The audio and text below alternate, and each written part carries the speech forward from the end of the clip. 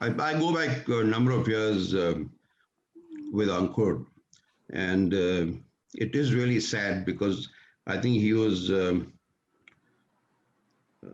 very passionate and a self-driven individual. I mean, creating a brand like Rosette is not the easiest thing to do, and I think it's only his commitment and his looking forward which actually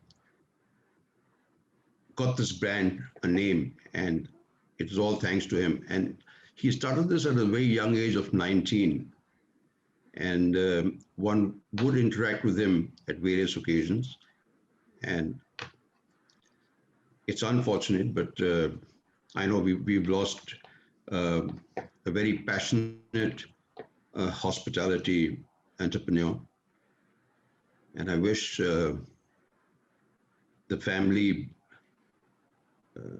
all the best, because I know it's not only the family, it's the industry that's lost him. At the same time, I would like to also, like what Rattan said, we have lost quite a few other tourism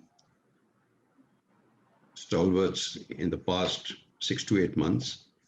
I think it's only fair to feel for each one of them and wish their families all the best and hope they all are happy wherever they are.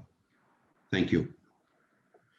Thank you so much, Greesh. I think the three of you have struck a note of hope as well.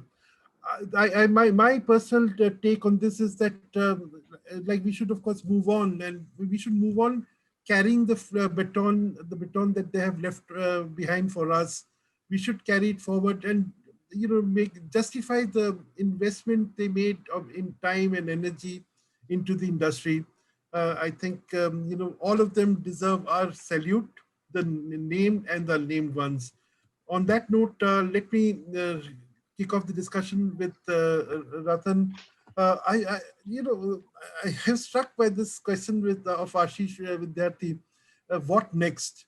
I mean, what do you? There is a lot of despondency, of course, in the industry and among young people.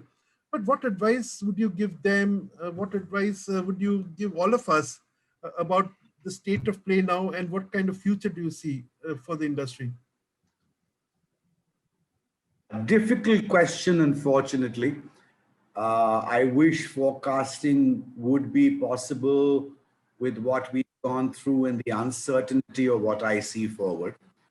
And Himmat will join me. We've been on a couple of panels speaking about the same thing. Only some astrologer or soothsayer could probably bring something for us. Having said that, there are just two parts that I'd like to say.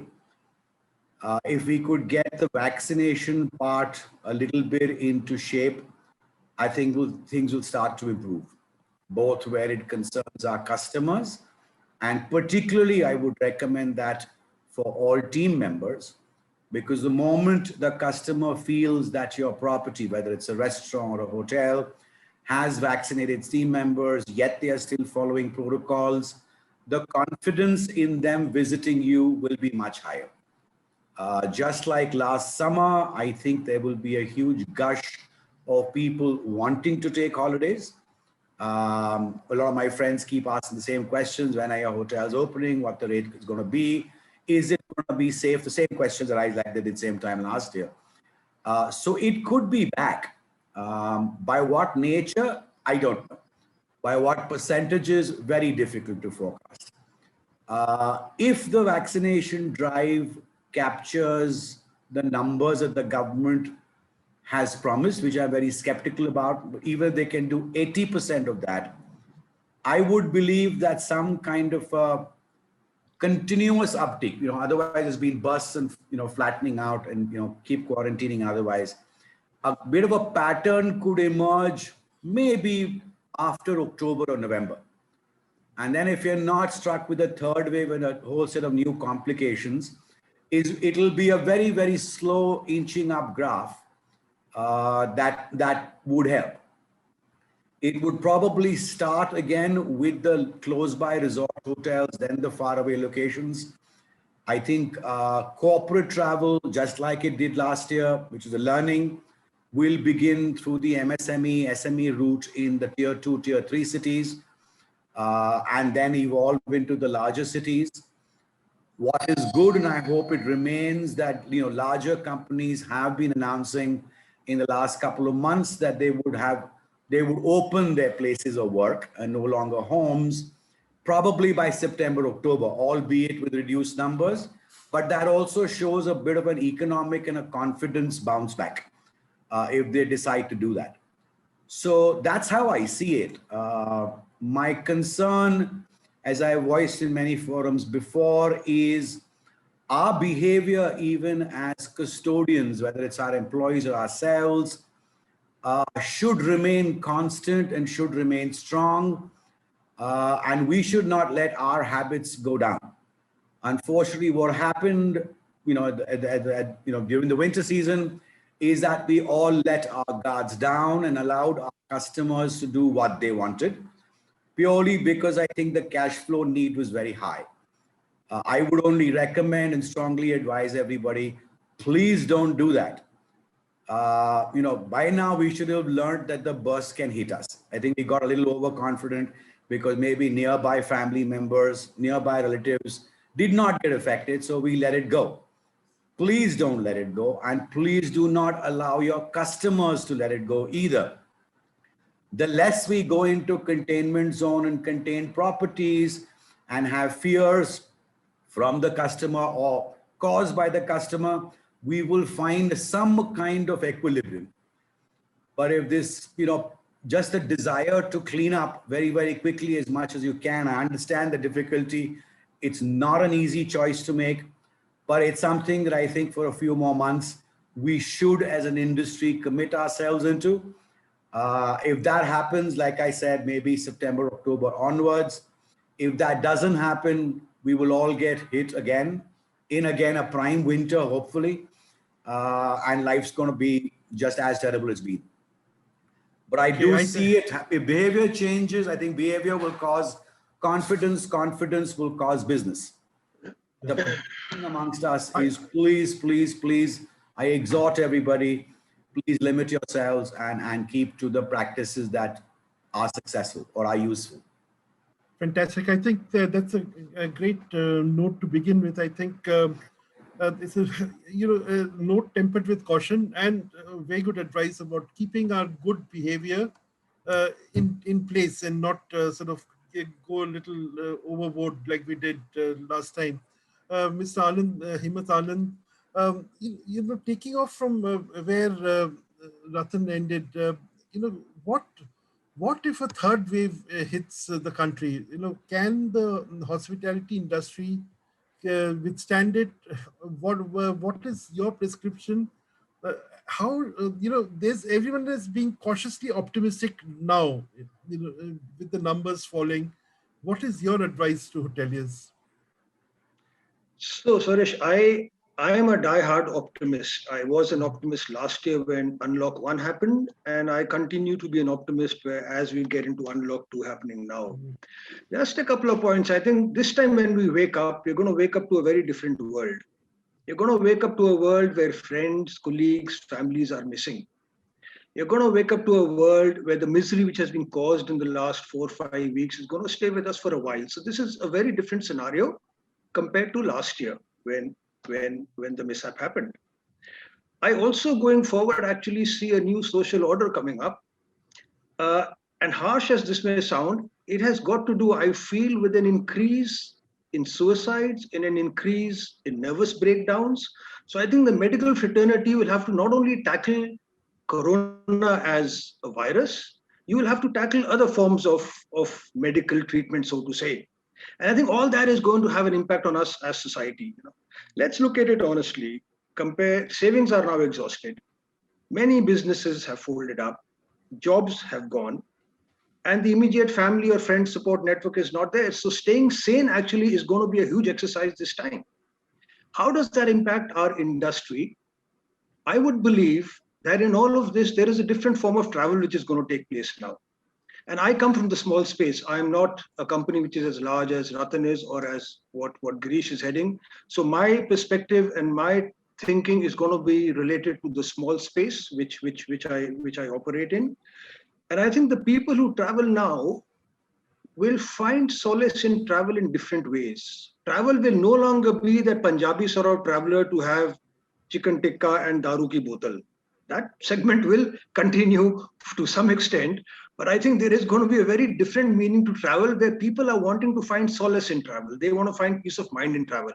So I see that huge shift taking place in the coming months, where travel is actually now no longer only for travel. You would travel probably to meditate. You would travel probably to gain peace of mind. You would travel to be outdoors. Some would travel to do social work. And I think this is going to be huge because people have seen so much of misery.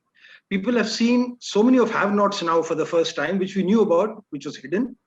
And there is, in my opinion, not a guilt trip, but there is, I think, more and more generosity towards society now than it was a year back.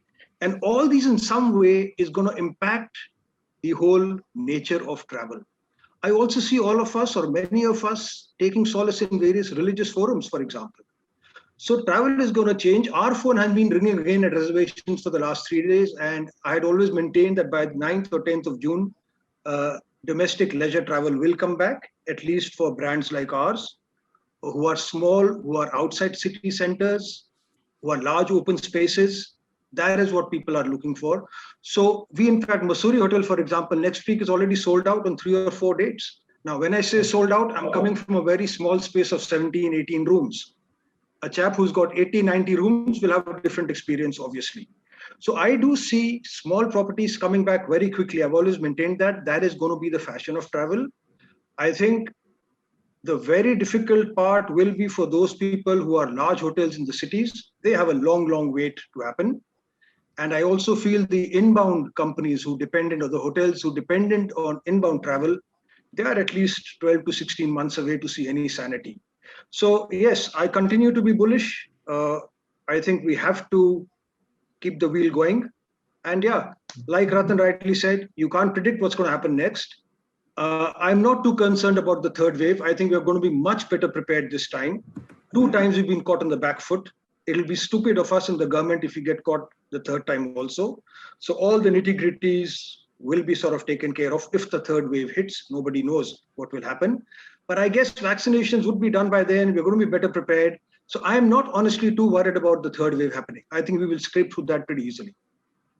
But I think you sounded, you in a sense prepared the ground for Greesh, because you talked about big hotels, and especially hotels which depend a lot on inbound travel.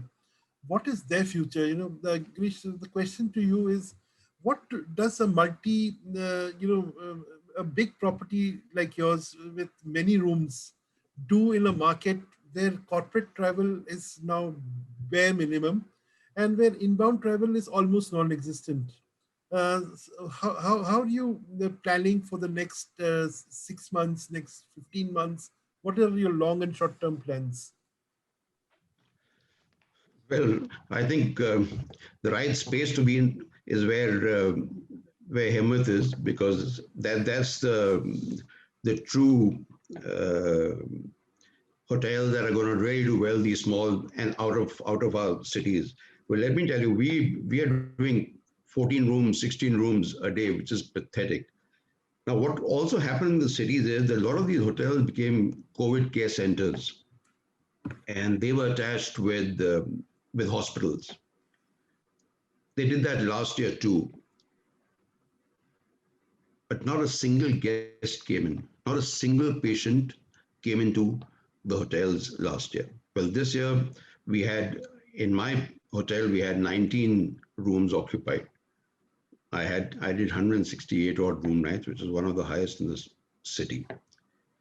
But that's it, because now for the last 10, 12 days, we are again lying absolutely vacant, because it's, it goes up and then it drops. I'm very happy that everything is under control and the situation is handled and the pandemic is controlled. But I think the government needs to take a look at this little more seriously, because what is happening to the hotels in the city is we have staff, we have air conditioners running, you have some fixed costs, which is a big threat to the stakeholders. I mean, like Rattan and Himmat said, we've lost people. That's bound to happen. I mean, the flip side of the coin is you cannot even blame the stakeholders, because after all, the money has to be generated from somewhere. And I think moving forward, one just has to look at more and more options and create things like maybe, one is every small little asset today is looking at takeaways, deliveries. Where can you reach with that? I mean, a hotel of this size is 244 rooms with over 300 people sitting at in the asset. It's very, very difficult. And in our city in Delhi, there are at least 8 more hotels with over 450 rooms. How do you manage? So I think this whole thing has to be looked at very, very carefully, because I agree with Himmat when he says that inbound leisure tourism is minimum 10 months, 12 months away. I just hope and keep my fingers crossed that end of the year in the winter, things get better and we don't get hit the way we've got hit the first and second wave, and things start happening. I have been speaking to a few overseas agents, and second question they ask me is, but Greesh, your hotel was a COVID care center, was a hospital. They don't even know what it is. So, it's again a totally different thing. Now, first I have to get out of that and tell the whole world that I have taken all the precautions. I ensure that every internal customer of mine, that is my own people, is vaccinated, and also ensure that every guest that walks into my hotel must be vaccinated, must wear a mask. The weddings have come down from 50 packs to no weddings now. They made it 20 in churches and 20 in, gurdwaras and things. So these things have to change. You have to just the government has to start thinking more about us. I think, unfortunately, the tourism industry has been treated like a stepchild, whether it's aviation, whether it's hospitality, whether it's DMCs. I mean, there's nothing that has happened. So I think we guys need to really get together and look and see, because I find no reason why a hotel which is outside Delhi, for example, these small assets, whether it's whether it's Mussoorie or it is Simla or it is Kasoli, they're all doing very well because people want to get out. And there are families also here which have 8 or 10 people in them, their brothers, and they would like to get out to assets like Himmat has, where there are only 15, 16 rooms, you have personal attention, there are not too many people involved there. Safety is priority. And the best is that you can carry your pets there, pet friendly. I mean, what else you need? These are the kind of things you need moving forward. So I don't know, as far as the big hotels go, I think we need to just reinvent the wheel and keep looking at different opportunities and options. But I'm also optimistic, and I always see a green light at the end of the tunnel. And hopefully I feel that if we can, get our hand on this and control with the vaccines, probably one should look at a better future moving into the winter and 22. Yeah, thanks. I think the operative part is vaccination. If the government can even come to about 70% of the level it has promised, I think we will have achieved a lot. Rattan, the theme of this summit is bounce back. And you have an all India perspective because Lemon Tree hotels are spread across the country.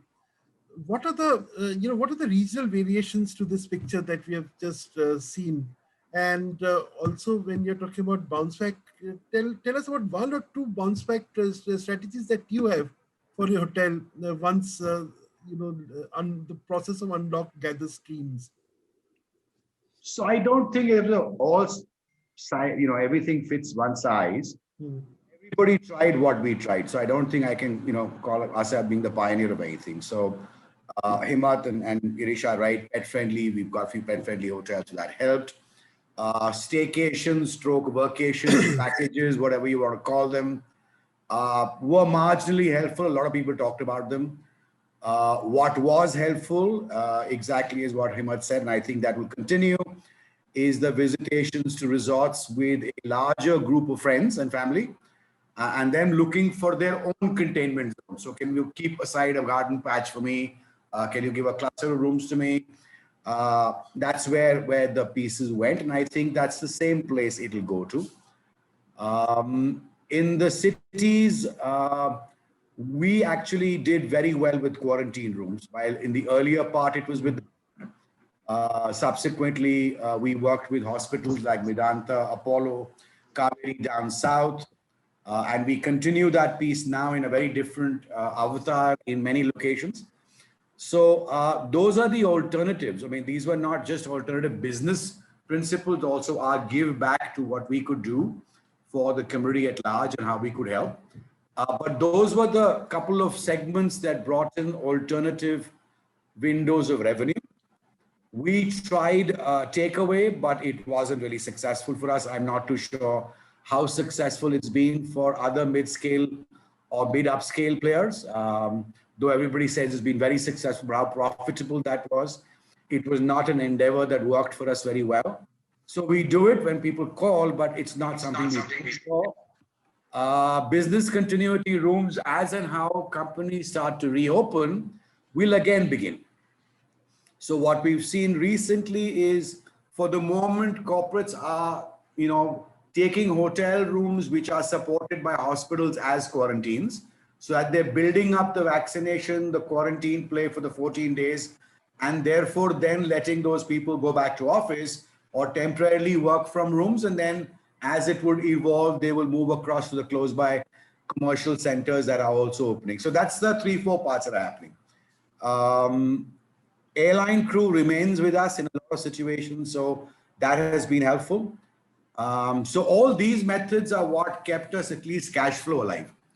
We didn't have a cash loss, thankfully, and we will declare the same for the financial year, which is quite a remarkable performance, in my opinion. Have we done a net loss? Yes, we have, because just the factor of principal and interest payments didn't really get us much benefits, like Greesh said. Let's see what this new policy brings back to the table. It's still being reviewed. But I think other than inbound international and large corporate, which will, I think, take a long time to come, you will see most other segments moving during the summer and then getting better over the autumn. In the relationship of how I said the movements would be resorts, tier 1, tier 2, tier 3, up to tier 1, slightly wider staycations, and then on coming back to corporate travel. That's how I see the movement, but it's purely that one limitation remains: how is the vaccination going? And again, do states and not announce sudden shutdown of their borders and bring back tests, and then again the localized containment zone, because that just causes continuity confusion in how it is. So that's the challenge will be there. But I think it could move in all segments, barring inbound international corporate and inbound international leisure. That will take a long time. But the rest of the segments, slowly and slowly, in their little pieces, will start evolving by August, September. And I think by Jan, Feb, we should touch, and I'm being optimistic here, about 45% of the natural numbers of those segments, albeit maybe at slightly lesser rates. Okay. I think this is a great overview. And Mr. Himmat Anand, I was wondering, everyone is speaking very positively about resorts like yours. In fact, resorts like yours are almost like containment zones.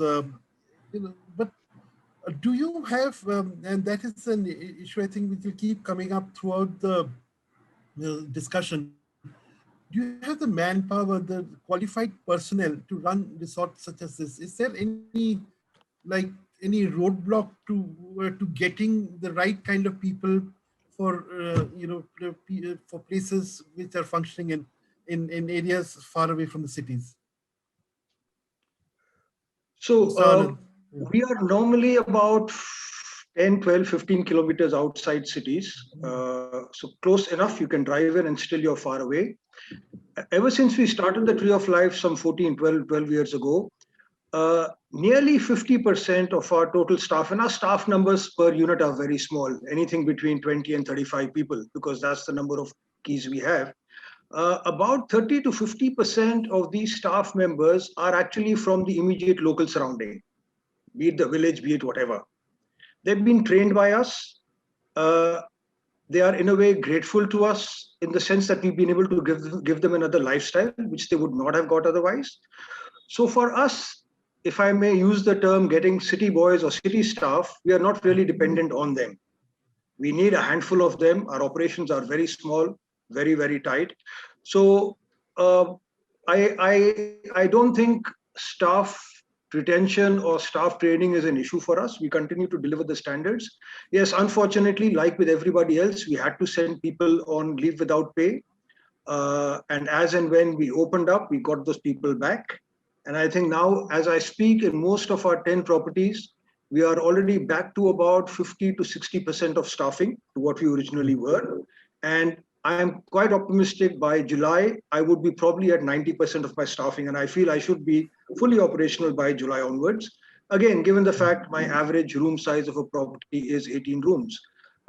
You're right. When I started this 12 years back, people thought I was crazy. I mean, this is what a crazy idea, 12 rooms, 14 rooms, 18 rooms. How can you run a profitable unit? Yes, we don't have big bucks in my sort of business. My business comes more as a passion to do something, not necessarily always on the bottom line. So with that thought process, I think I'm pretty fortunate that I don't have the pressures of any outside debt. I don't have the pressures of any loans. Yes, there are loans, but there are internal loans. So I don't have those sort of pressures which the larger chains and the other people have, with the banks breathing down their throat. I mean, today they've come out with a 4% interest on loans, et cetera, which hotels can take. The government has announced a few, I don't know, 1,500 crores or whatever on that, which is actually pretty nonsensical. I mean, when you're drowning, what do I do with a 4% interest? You have to bail me out. You know, don't give me a twig. So like last year, they did nothing for us. And I think we as a company have, since last year, given up the idea of looking to government for support. The finance minister shrugged us off last year with a curt remark of "theek hai." I still remember that when we went for assistance. She just said "theek hai" to us and let us be. This year, there's been nothing at all. And I think the industry will have to find, each of us will have to find our own ways and means to come back on our feet.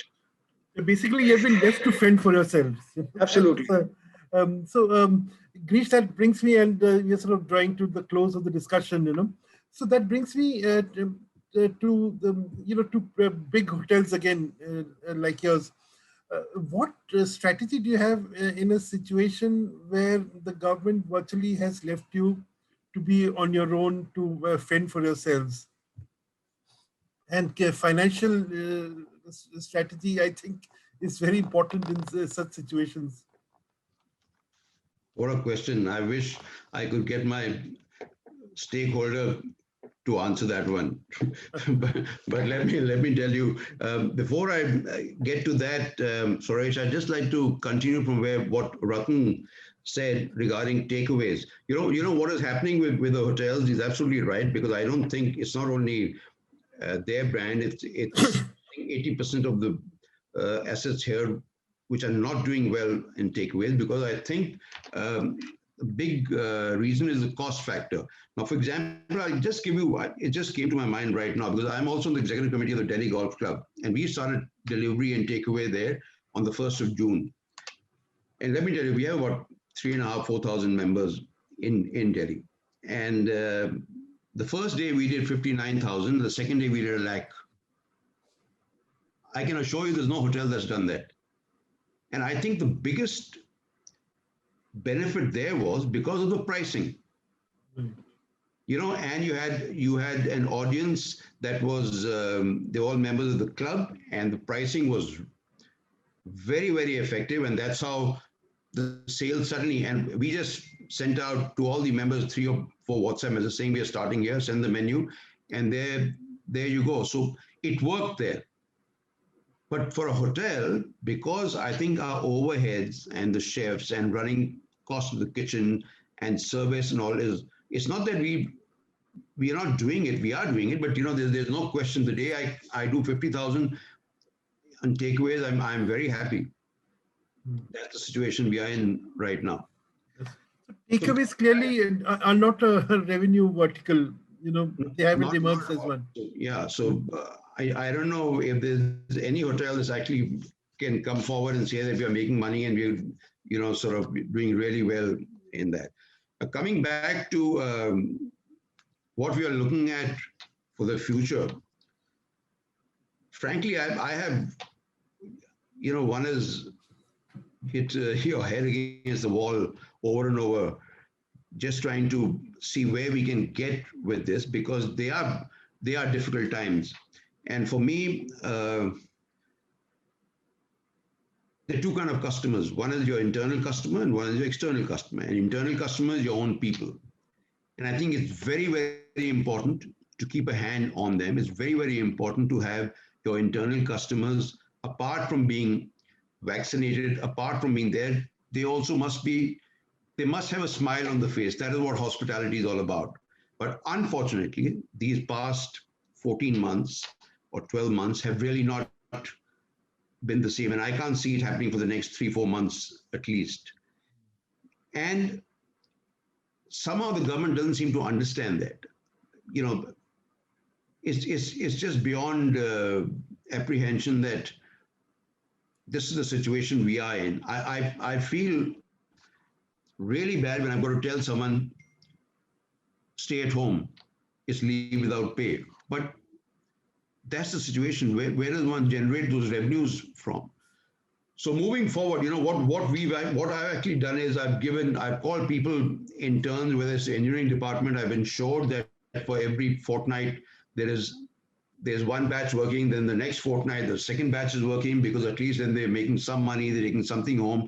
The same thing with F&B. Now F&B, operations like ours, the F&B team is fairly big, whether it's service and production, because we have big banquets. I have 4 or 5 venues of banquets, so you have a big production team, you have a big service team. So they're also, right now, all restaurants are shut. It's only in-room dining that's functioning. And even when we were doing this as a COVID care center, I was ensuring that my people would not go to that floor at all, because I also have to ensure that their safety is priority. I was ensuring that the hospital, that is the Holy Family we affiliated, their person took the food from the lift landing and then rolled it over to all the rooms. Even though my guys were wearing PP suits and all, but I would just not allow it.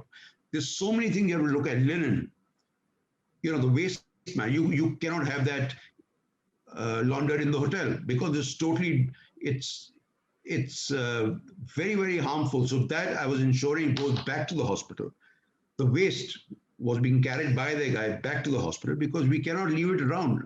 I mean, I don't want to infect the others in the asset. So all these things cost money, and all these things are things that one doesn't see as a guest, as an external customer, but we know what happens back of the house. So moving forward, I mean, I don't know where we are going to start, but I just hope that things get better, and there's some kind of business that comes in. Well, right now we've got 10, 12, 14 rooms occupied, and slowly, I hope it builds up. That's all I can say as of now. That's right. I think, I'm leaving this session with sort of mixed feelings. We were talking about bounce back. I think the bounce back is going to be slow, but I hope steady. On that note, it was a very interesting discussion, very good note to start this annual summit from. Thank you all. Thank you, Mr. Himmat, Mr. Rattan Keswani, and Mr. Greesh Bindra. Thank you for enlightening us. Stay safe, stay strong. Good luck.